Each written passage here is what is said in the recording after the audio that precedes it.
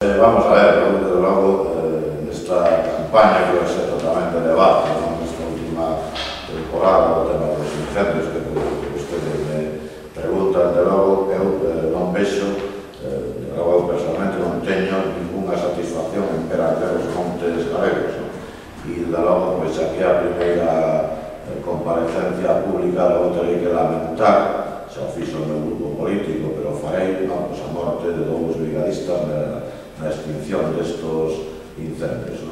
Pero a mí me dá a impresión de que este tema é un tema tan malo para todos como galegos e galegas, arder as nosas masas forestais. O Partido Popular volve a caer na tentación e cae de seguir usando este tema como arma política arroxadiza. Sempre o fixo.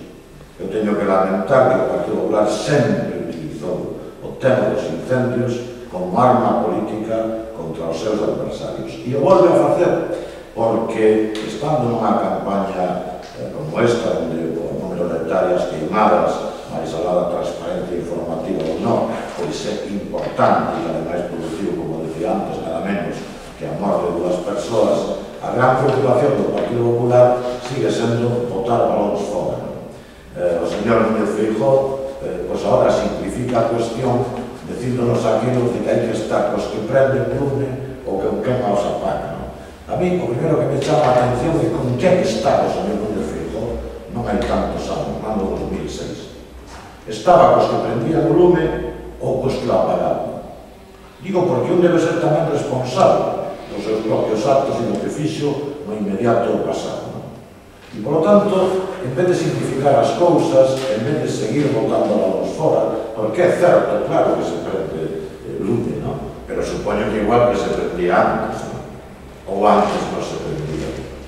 Sobre todo, habría que preocuparse de cuestións de fondo, non? Porque eu de logo son dos que creo que os incendios, máis alá de persoas desequilibradas, non? Máis alá de intereses que sempre pode haber en este tipo de cuestións, son a consecuencia. E son a consecuencia de políticas forestais absolutamente tamén suicidas, son as consecuencias do abandono rural, son as consecuencias de políticas para o medio rural que efectivamente levan a que para moita xente ni siquiera teña valor o monte. Por lo tanto, eu sí que diría que lamentando que o país arda e arde importantemente, de logo, en un número de hectáreas bastante maior que os 3 últimos anos, o cual sea un dato importante, pois en vez de simplificar as cuestións, en vez de seguir utilizando este tema para, en fin, atacar ao adversario político como sigue facendo o Partido Popular, pois en realidad debería centrarse máis non en evadir as súas responsabilidades e poñer en marcha políticas non solamente de extinción, sino tamén de prevención que contribuyan ou que, por lo menos, camiñen na dirección de que este tema recurrente na nosa historia, pois, en fin, deixe de ser, non digo mañana, pero no inmediato futuro, cando menos. Que hai unha certa opacidade informativa, que estamos todos equivocados e a cousa non é así. Hai teses, oía estes días, que sosteñen que precisamente eso se fai para, bueno, pues evitar o efecto contagio dos incendiarios.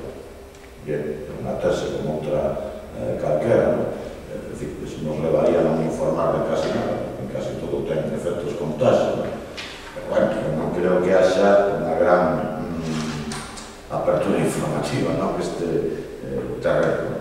Pero, non deixa de ser unha programación que parece que, digamos, a apertura informativa só coincide en ela o propio goberno da Xunta. Bueno,